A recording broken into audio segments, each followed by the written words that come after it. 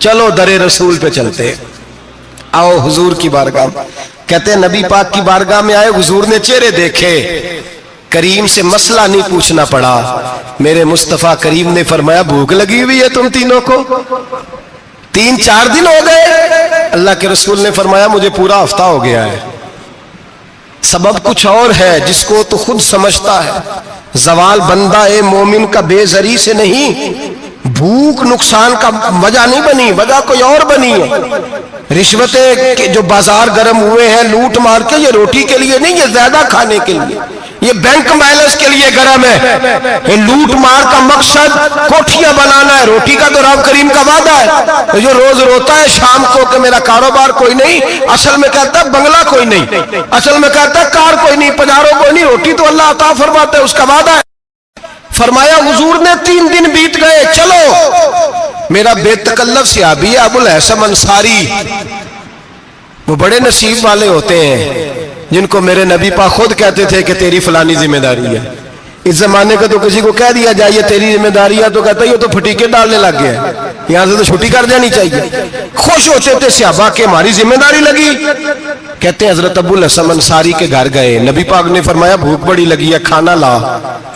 کہتے ہیں حضور نے اسے کہا تو اس آدمی کو تو وجد ہی ہو گیا، اس نے کہا میرے اتنے نصیب کہ حضور کا یہ کھانا کھلا۔ آؤ دیکھو دنیا والوں، آج جو سب سے زیادہ عزت والا ہے وہ میرا مہمان بنا ہوا ہے۔ فرماتے ہیں وہ دوڑے گئے، بکری اٹھائی، ذبح کی، بیوی کو کہنے لگے روٹی تیار کر، ادھر کھجوریں توڑی، انگور توڑے، کہنے لگے حضور آپ جب تک تناول کریں تب تک کھانا پک جاتا ہے۔ حضرت عمر کہتے ہیں روٹی پک کے آئی، بڑا پیارا گوشت، بڑا اچھا سالن، بڑا خوبصورت خلوص والا کھانا۔ فرماتے ہیں میں نے بڑا ہی کھایا۔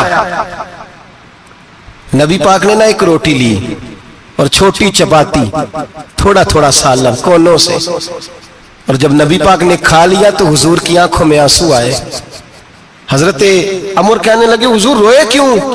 نبی پاک نے فرمایا سوچتا ہوں 7 دن کے فاقے کے بعد کھایا ہے، پر ڈرتا ہوں رب اس کا حساب پوچھے گا تو جواب کیسے دینا ہے، اس کا حساب بھی تو دینا ہے نا جو کھایا ہے۔ تو حضرت عمر فاروق کے ہاتھ میں کچھ چیز تھی، زور سے زمین پہ ماری، کہا محبوبہ 7 دن کے بعد بھی روٹی کھائے تو حساب دینا ہے۔ نبی پاک فرمانے لگے عمر وہ مالک ہے نا، تو جب دیتا ہے تو حساب نہیں لے سکتا، حساب تو دینا ہے، حساب تو دینا ہے، تیاری رکھو۔ صحابہ کرام فرماتے ہم نے ارادہ کیا کہ آج کے بعد ہم پھر فاقے کریں گے، کم کھائیں گے، اس لیے کہ حساب دینا ہے۔ میرے بھائی وہ فاقہ کشی کرتے تھے، ڈرتے تھے۔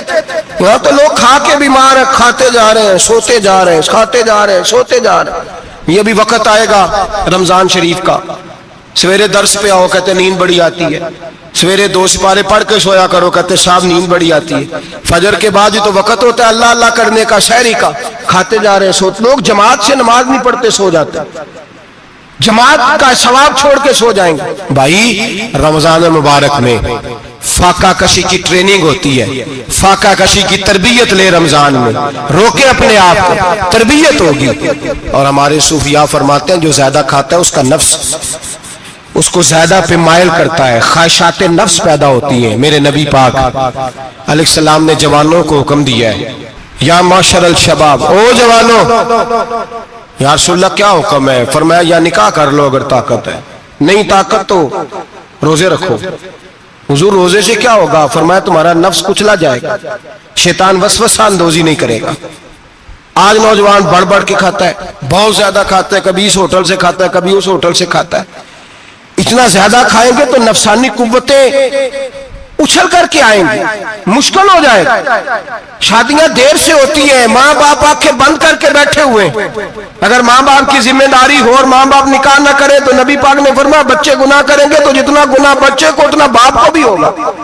تو ماں باپ چپ ہیں، دوسرا شادی مشکل بڑی ہے، مہنگی بڑی، اور تیسرا نہیں کر رہے کچھ لوگ تو روزے بھی نہیں رکھ رہے۔ تو رمضان ان کے لیے بھی وقت ہے، نفسانی قوتیں کچلی جائیں گی، کھانا جتنا کم کھایا جائے گا اتنا وجود کے اندر نفسانی خواہشات کم پیدا ہوں گے۔ تو رمضان تو پریکٹس ہے مجاہدے کی، دین کی۔ اور دوسرا میرے حبیب پاک صلی اللہ علیہ وسلم نے فرمایا ہے، حضور فرماتے ہیں کہ رمضان اور قرآن کا آپس میں رشتہ ہے۔ قرآن پاک کتنا پڑھنا چاہیے روزانہ؟ زیادہ سے اللہ جزا دے، امید ہے آپ زیادہ سے زیادہ ہی پڑھتے ہوں گے۔ भाई सुने, हदीस मुबारका में नबी पाक ने फरमाया रमजान और कुरान दोनों मिल के ना, बड़ी प्यारी हदीस है, फरमाया दोनों मिल के अल्लाह की बारगाह में मेरी उम्मत की सिफारिश करेंगे। रमजान और अल्लाहु अकबर। किस तरह? नबी पाक फरमाते हैं रमजान कहेगा ए अल्लाह दिन के वक्त मैंने इसे तेरी रजा के लिए खाने पीने से बाज रखा, और कुरान कहेगा या अल्लाह रात को तेरी रजा के लिए खड़ा होकर ये कुरान सुनता था। रमजान और कुरान दोनों सिफारिश करेंगे। हम ना बड़ा कुछ पढ़ते हैं, सुनते हैं, सीखते हैं, अब यकीन करें ये खाते भाई का भाई से इख्तलाफ हो जाए ना तो वो 30 साल पुराने खाते खोल के ले आता है, सारी रात ढूंढता है कि मेरे पैसे कहां से निकलते हैं, पढ़ लेता है। कुरान पाक की बारी आती है तो नहीं पढ़ते कुरान पाक। अब्बा जी का खत्म होता है तो मांगते फिरते हैं, कहते 2 कुरान पाक 10 कुरान पाक। ये बातें बतानी नहीं चाहिए, करनी नहीं चाहिए, लेकिन चूंकि तरबियत के लिए बैठा हूं तो कर देता हूं। मेरे शागिर्दों से पूछें, यहाँ मदरसा है अल्हम्दुलिल्लाह, दर्जनों तलबा है, असातिज़ा है, मेरे पीर भाई हैं, और मेरा ये दावा है कि शायद कोई किसी से इतना प्यार करता हो जितने मेरे शागिर्द और मुरीद मुझसे करते हैं। लेकिन मैंने कभी किसी से नहीं कहा कि जरा सूरत फातिहा पढ़ के देना, मैंने अपने अब्बा जी को सवाब देना है। पूछने किसी से नहीं कभी कहा, कभी नहीं मैंने कहा कि जरा मुझे थोड़ा सा कुरान पढ़ दे। मैं इसको नाजायज नहीं कहता, पढ़वाना चाहिए, लेकिन मैं अपने वालिदैन के लिए कभी सवाल नहीं करता कि मुझे जरा पढ़ के दो, मैंने बख्शना है, इसलिए कि मैंने जाती तौर पे रूटीन बनाई है। मैं समझता हूं कि कायनात के अंदर मेरे ऊपर जिन लोगों ने एहसान किए उनमें सबसे ज्यादा हिस्सा मेरे माँ बाप का है। मैं समझता हूं इस बात। कितना नालायक हूं मैं कि मैं 1 महीने में एक कुरान पाक भी पढ़ के उनकी रूह को इसाल नहीं कर सकता। मेरा ये तरीका है जाती, मैं कदगन नहीं लगाता, मेरा जाती तरीका ये अलहम्द से शुरू करो और 2 सूरतें छोड़ के कुरान पाक खत्म कर दो आखिरी, और फिर फलक और नास सूरतें साथ ले जाओ। यहां बैठ के साले सवाब नहीं करना, खत्म नहीं दिलाना, साथ ले जाओ, कब्र पे खड़े हो जाओ और फलक और नास सूरतें कब्र पे बैठ के तिलावत करो। और जो कुरान मजीद पढ़ा है उनकी रूह को वहां इसाल करो। ओ भाई, औलाद जब माँ बाप के लिए पढ़ती है तो उसे कहना नहीं पड़ता अल्लाह बख्श दे, इसलिए कि औलाद की नेकियां खुद ब खुद माँ बाप के खाते में जमा होती हैं, खुद नेकियां जमा होती हैं। मेरे भाई, तू बच्चों से ये तो मुतालबा करता है कि बेटा इस साल रमजान मुबारक में मेरे लिए सत्तू जरूर बनाना, फलानी चटनी जरूर तैयार करना, ये क्यों नहीं कहता बीवी से कि डिशे कम बनाना? तू भी बैठ के कुरान पाक पढ़, मैं भी कुरान पाक पढ़ता हूँ। इधर आओ बेटा, यहाँ बैठ के तिलावत करो, मैं भी करता हूँ। बेटी इधर आओ, बैठ के कुरान पाक पढ़ो। कितना वक्त लगता है? हाफिज और कारी और उलमा अगर पढ़े तो 20-25 मिनट लगते हैं कुरान पाक का सिपारा पढ़ने, और अटक अटक के पढ़ने वाला भी पढ़े तो 1 घंटा लग जाएगा। और मेरे नबी पाक सल्लल्लाहु अलैहि वसल्लम ने फरमाया जो कुरान पढ़ते हुए अटकता है अल्लाह उसे डबल सवाब अता फरमाता है। फरमाया जो जुबानी पढ़े सिंगल सवाब, जो देख के पढ़े उसे डबल सवाब। हुजूर क्यों? फरमाया इसलिए कि मेरा कुरान देखने पे भी अल्लाह सवाब अता फरमाता है, कुरान देखने पे भी अल्लाह सवाब देता है, देखने का भी सवाब। रमजान शरीफ में कुरान पाक पढ़े, खोल के पढ़े। और मेरे भाई, अगर तेरा बच्चा पढ़े, अगर तेरी बेटी पढ़े, कायनात का खुश नसीब बाप वो है कि बेटा कुरान पढ़े, चाहे नाजरा ही पढ़े, जिसकी बेटी पढ़े। जिंदगी में इन्हें इस काम पे लगा जाओ, मरने के बाद भी पढ़ेंगे। इमाम जलालुद्दीन सुयूती शाफई रहमतुल्लाह अलैह फरमाते, हजरत ईसा कब्र के पास से गुजरे, कब्र पे अजाब हो रहा था, अल्लाह का गजब बरस रहा था। जनाब ईसा इस्तिगफार पढ़ते डरते गुजर गए। थोड़ी देर के बाद, चंद घंटों के बाद गुजरे तो उसी कब्र पे फूल खिले हुए थे, रहमत बरस रही थी। हजरत ईसा अलैहिस्सलाम अर्ज करने लगे, मौला तू बेनियाज है, मेरी ताकत नहीं तेरे कामों में बोलने की, पर अभी तो यहाँ अजाब हो रहा था, अभी रहमत बरस रही है। जनाब ईसा कहते हैं आवाज़ खुदाबंदी आई, ईसा बंदा बड़ा गुनहगार था, पापी था, मुजरम था, खताकार था, लेकिन जब इसका इंतकाल हुआ, इसकी बीवी हामला थी, उसके पेट में बच्चा था, बच्चा इसके इंतकाल के बाद पैदा हुआ। आज वो 4-4.5 साल का हुआ है, मकतब में गया है, मदरसा में गया है, उस्ताद ने बिस्मिल्लाह शरीफ पढ़ाई है। फरमाया उसने तोतली जुबान से कहा है बिस्मिल्लाहिर्रहमानिर्रहीम का, ऐसा मुझे बतला इस जमीन पर वो मासूम जिसे अभी रहमान और रहीम कहना नहीं आता, वो तोतली जुबान से मुझे रहमान और रहीम कहे, और मैं उसी जमीन पे उसके बाप को अजाब दूं? फरमाया उसने एक बार रहमान और रहीम कहा है, मैंने उसकी बाप की कब्र को नूर से मामूर फरमा दिया है, नूर से भर दी है कब्र, बरकत से भर दी है। अल्लाह करे मेरे बेटे भी कुरान पढ़े, अल्लाह करे मेरी बेटियां भी कुरान पढ़े, अल्लाह करे हम सब की औलादे कुरान पाक पढ़े। देखे ना इमाम आजम अबू हनीफा रमजान में 61 कुरान पाक पढ़ते थे। कितने? 60 टेक, अल्लाह अकबर। एक कुरान पाक दिन में पढ़ते पूरा, एक रात को पढ़ते, एक तरावी में पढ़ते। 61 कुरान पाक इमाम साहब पढ़ते। आप फरमाते मैंने छोड़ दिए सारे वजीफे, मैं सिर्फ रसूलुल्लाह का कुरान पढ़ता हूं। रमजान सारा कुरान पाक, सारा रमजान। अब तो आदत ही नहीं रही हमें कुरान पाक की। अगर लोग नाराज ना हो तो महफिल नात होती है तो तिलावतें कितनी होती हैं, और नाते हमने ज़ौक़ ही नहीं बनाया, ज़ौक़ ही नहीं बनाया हमने तिलावत कुरान का। इसलिए कि कुर्रा उलमा फुकरा इनको हम तैयार ही नहीं कर रहे, हम तो एक्टर पाल रहे हैं जो पैसे लेते हैं नात खानी के। माज़अल्लाह। ओ मेरे भाई, क्या कुरान मेरे नबी की नात नहीं? हजरत आयशा सिद्दीका रज़ी अल्लाह ताला अन्हा के पास सहाबा गए, कहने लगे अम्मा जी हमें नबी पाक का इखलाक बतलाएं।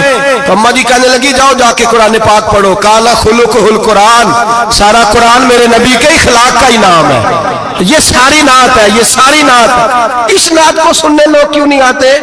इतना राश में अपने नात में उतना तरावी पे क्यों नहीं होता? और मिल्लत का जवान याद रखे, बूढ़े तरावियां पढ़ते हैं, ज़ईफ तरावियां पढ़ते हैं, घुटनों में दर्द है तरावियां पढ़ते हैं, बीमार बूढ़े तरावियां पढ़ते हैं, जवान वहां चौक में खड़े। क्या जवानी इसलिए है चौकों में खड़ा हुआ जाए? क्या जवानी इसलिए है कि सऊदी अरब जाने के लिए पासपोर्ट बनाना हो तो 2.5 घंटे खड़ा रहे तू, शनाख्ती कार्ड के दफ्तर तू खड़ा रहे, प्रोटेक्टर के लिए खड़ा रहे, काफिरों के सामने कासा लेसी करने के लिए तू खड़ा रहे, तू नौकरी पे जाए तो सारी रात खड़ा रहे और तू कुरान के लिए खड़ा नहीं होता? मेरे महबूब ने फरमाया मन कामा ईमानन व इहतिसाबन गुफिरा लहु मा तक़द्दम मिन ज़ंबि। फरमाया जो रमजान मुबारक में अल्लाह की रिजा के लिए गुनाहों की माफी के इरादे से कयाम करेगा, रातों को इबादत करेगा, अल्लाह उसके पिछले सारे गुनाह माफ फरमा देगा। नौजवान इरादा करें, प्रोग्राम बनाएं कि इंशाअल्लाह कुरान पढ़ना भी है, कुरान पढ़वाना भी है, सुनना भी है, और इंशाअल्लाह बोलिए सुनना भी है और पढ़ना भी है और पढ़ाना भी। हिम्मत करें, दलेरी करें, आके खड़े तो हो, अल्लाह तौफीक अता करेगा। पहली बात यह कि रोजा रखें, दूसरी बात यह कि कुरान पाक की तिलावत करें, और रोजा रखें तो रोजे के सारे हुस्न समेत उसे रखें। नबी पाक ने फरमाया रमजान गमखारी का महीना है, गमखारी करें। हमारे जमाने में 2 किस्म की तकलीफें हैं। एक तो गरीब आदमी, उसका हाल यह है कि वो मांगते ही गुजारा करना चाहता है, उसने हाथ यूं कर लिया है तो अब उसका यूं होने को तैयार नहीं। जरूरत अगर किसी आदमी को किसी दरवाजे पे ले जाती है तो बुरा नहीं, लेकिन सवाल का अपने ऊपर दरवाजा खोल लेना ये ठीक नहीं। फाका कशी पैदा करें, हौसला पैदा करें, थोड़े पे गुजारा करना सीखें। गरीबों को भी इजाजत नहीं कि वो निकल खड़े हो मैदान में मांगने के लिए। टोलियां निकलती हैं रमजान में, जत्थे निकलते हैं खैरात इकट्ठी करने वाले। बचें। मेरे नबी पाक सल्लल्लाहु अलैहि वसल्लम ने फरमाया जिसने बगैर जरूरत के सवाल किया, जब कयामत के दिन आएगा तो उसके चेहरे के ऊपर गोश्त नहीं होगा, सिर्फ ढांचा ही होगा। इतनी भयानक सूरत में आए, बगैर अशद जरूरत के सवाल न कर, कभी सवाल न कर। और अमीरों से गुजारिश है कि रमजान हमदर्दी का महीना है, हमदर्दी करें तो सामने वाले की इज्जत का भी ख्याल करें। ये बात दुरुस्त है कि गरीब सियाना नहीं होता, इसलिए कि जिसकी जेब में पैसे नहीं होते भाई उसे अकल भी नहीं होती। जिसके घर कार नहीं होती उसे चलाने का तरीका, जिसके घर ओवन नहीं होता उसे चलाने का तरीका भी नहीं आता। जिसके घर में चीजें होती हैं उसे चलाना भी आ जाता है। जिदे घर दाने उदे कमले भी उसके सियाने हो जाते हैं। तो चौधरी साहब, सेठ साहब, नवाब साहब आटा तकसीम करते हैं, खड़े होके फोटो खिंचाते हैं, फेसबुक पे देते हैं, और एक आटे का थैला और 10 अखबारों में फोटो। अल्लाह से डरें। रमजान हमदर्दी का महीना, हमदर्दी का। गरीब को दें तो उसकी इज्जत को रुसवा ना करें, میرے نبی پاک علیہ السلام کے صحابی حضرت عبداللہ ابن عمر رضی اللہ تعالیٰ عنہ ڈھونڈ کے لاتے تھے مسکینوں کو، ڈھونڈ کے، اور جب لاتے تھے تو اپنے دسترخوان پر بٹھا کر اپنے ساتھ افطاری کرایا کرتے تھے. اور پھر فرمایا اللہ تعالیٰ نے لن تنالوا البر حتی تنفقوا مما تحبون، اللہ کے راستے میں وہ چیز دینی ہے جو تمہیں زیادہ پیاری ہو. کون سی چیز جو تمہیں؟ میں تھوڑا سا بے باک ہوں، بعض دوستوں کے ساتھ، سب کے ساتھ نہیں. ایک دوست مدرسے میں گھی دینے آئے ایک دفعہ، تو وہ والا گھی دے گئے جو سب سے سستا تھا. تو میں نے کہا مجھے دیانتداری سے بچائے، آپ یہی کھاتے ہیں گھر میں؟ کہنے لگے نہیں. تو میں نے کہا پھر ہم نے بچے مارنے کے لیے تو نہیں نہ رکھے ہوئے، کیا وہ والا گھی اللہ کے راستے میں پیاری چیز دے رہی ہے نا، اس لیے گلے گلے نوٹ لوگ مسجد کے گلے میں ڈال جاتے ہیں، پھٹے ہوئے ڈال جاتے ہیں، کہتے ہیں جوڑ لیں گے مولوی صاحب. اور خدا کے بندے پیاری چیز دینی تھی تو نے، اور تو نے اس کا ترجمہ الٹ کر لیا ہے. سمجھ لیں رمضان المبارک میں کسی غریب کی مدد کرنی ہے تو ساتھ اس کی عزت بھی کرنی ہے. نبی پاک علیہ السلام کے دروازے پر جب سے، یہ جملہ ایک ہے لیکن بڑا قیمتی ہے. صحابہ کہتے ہیں جب ہم دروازہ رسول پہ جاتے تھے خیرات بھی ملتی تھی اور عزت بھی ملتی تھی. خود بھیک دے خود ہی کہیں منگتے کا بھلا ہو، خیرات بھی ملتی تھی اور عزت بھی ملتی تھی. نبی پاک ساتھ عزت بھی دیتے تھے، مسکین کو غریب کو دیں اور خیر خائی کریں. جوتے بیچنے والے جوتوں کے ریٹ سستے کریں، کپڑا بیچنے والے کپڑے کا ریٹ، درزی صاحب بھی ریٹ سستا کریں، دکاندار بھی چیزوں کا ریٹ، حکیم صاحب پیسے کم لیں، ڈاکٹر پیسے کم کریں، حکومت نرخوں میں کمی کرے، اور یہ کام اجتماعی طور پہ کریں. میرے نبی پاک نے فرمایا رمضان غمخواری کا مہینہ ہے، اس میں غمخواری کرنی ہے، دوسرے کا خیال کریں، احسار کریں، قربانی کریں. یہاں ہر چیز کا ریٹ بڑھ جاتا ہے رمضان شریف میں. ہر آدمی کہتا ہے میرا سیزن آ گیا ہے، توجہ بڑھائیں، خیال کریں، غمخواری کا مہینہ ہے. اور پھر آپ لوگوں سے یہ بھی گزارش ہے کہ رمضان المبارک کا جب مہینہ آئے تو جس آدمی کے ساتھ نیکی کرنی ہے وقت پہ کریں.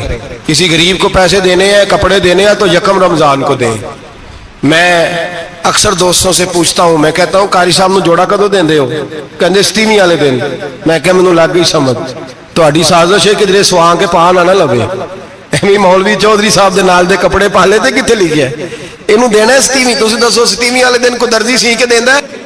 انہوں 3 گنا بھی پیسے دئیے تو کہندہ جیڑے باقی نے انہوں نے نہیں بٹن پہ لگ دے میرے کو، کتھوں جوڑا سیکھ. تو کس دن دیتے ہو قاری صاحب کو؟ کیا مقصد ہے؟ پہننے کے لیے دے رہے ہو یا اس لیے دے رہے ہو کہ نہ پہن سکے؟ تو بھائی آپ جب کسی کو کچھ چیز دیں گے تو کب دیں گے؟ جب وہ استعمال کر سکے. غریب کو لوگ فطرانہ دینے جاتے ہیں عید سے 1 دن پہلے، تو کیا کرے گا اس کا؟ وہ نہ تو کپڑے خرید سکا نہ روٹی لا سکا. بلکہ میرے حضرت صاحب فرماتے ہیں رمضان سے پہلے دے دو، رمضان کی نیت کر کے رمضان سے 1-2 دن پہلے دے دو، اللہ رمضان جتنا ثواب ہی عطا فرمائے گا. رمضان سے پہلے دو جس کو کچھ ہے دن، قبل از وقت تیاری کرو. اور میرے قبلہ حضرت صاحب فرمایا کرتے اپنے کپڑے بعد میں، غریب کے بچوں کے کپڑے پہلے، اپنے گھر کی ضروریات بعد میں، غریبوں کی ضروریات. اس لیے کہ اللہ پاک نے ان کا رزق بھی ہمارے گھر بھیج دیا ہے. ہماری ڈیوٹی لگائی ہے کہ تم نے بانٹنا، بانٹنے والے بنو. اور یہ ذہن بنائے کہ پتہ نہیں کس کا حصہ تھا جو اللہ نے میرے گھر بھیجا. یہ ذہن بنا کے بانٹ.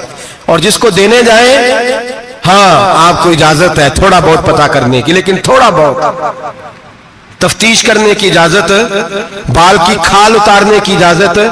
میں نے دیکھا ہے لوگ غریبوں کا انٹرویو لیتے ہیں، تیرا تو فلانا کمانے والا نہیں، تیرا تو فلاں بچہ. او بھائی بہت سارے غریب ایسے ہیں، بڑے ہیں جو کمانے کی کوشش کرتے ہیں لیکن ان کا سبب نہیں بنتا. ہاں ہے ایسے لوگ جو سعودی عرب چلے گئے ہیں، کہتے ہیں تیرا تو فلاں باہر نہیں گیا ہے، گیا ہے، لیکن سارے سعودی عرب جانے والے بھی مال کمانے کی طاقت نہیں رکھتے. کئی وہاں بھی بیٹھ کے بیچارے قرضوں میں الجھے ہوئے ہیں، وہاں والوں کے ظلم کا شکار ہے، بہت ساری آزمائشوں میں. تو تفتیش کرتا ہے. میرے امام شافعی کا ایک جملہ اگر آپ کو یاد رہ گیا تو بات بن جائے گی. امام شافعی رحمت اللہ، بلکہ حضرت غوث اعظم جیلانی کے پاس وہ بات آپ کو زیادہ فائدہ دے گی. حضرت غوث اعظم جیلانی کو ان کا ایک مرید سمجھانے لگ گیا، کہنے لگا حضرت جی آپ سب کو دیتے رہتے ہیں، ہر بندہ مستحق نہیں ہوتا، ذرا ٹٹول کے دیا کریں. تو غوث اعظم جیلانی فرمانے لگے بھائی مجھے تو لگتا ہے تو بھی ان چیزوں کا مستحق نہیں تھا جو اللہ نے تجھے عطا کر دی ہے. پہلے تو بتا تو مستحق تھا، تجھے اپنی حیثیت اوقات کا پتہ ہے جو اللہ نے تجھے دے دیا؟ طاقت تھی، کوالٹی تھی، تیرے اندر وہ صلاحیت تھی، رب نے تو نہیں تیری تفتیش کی کہ تو قابل ہے کہ نہیں، تو اللہ کے بندوں کی تفتیش کرتا پڑتا ہے۔ امام شافعی فرمایا کرتے، امام شافعی فرماتے رب تجھے پرکھ کے نہیں دیتا، ٹٹول کے نہیں دیتا، رسوا کر کے نہیں دیتا، تو غریبوں کے ساتھ یہ سارا ظلم کیوں کرتا ہے؟ بس پتہ چل گیا وہ ضرورت مند ہے تو دے، اس لیے کہ اجر تجھے غریب نے نہیں دینا، اجر اللہ نے دینا ہے، اور اللہ اجر عمل پہ نہیں دیتا، اللہ تو نیت پہ اجر عطا فرماتا ہے۔ تو نیت دیکھ تیری کس طرح کی، تو میرے بھائی غریب کو دے، قبل از وقت دے۔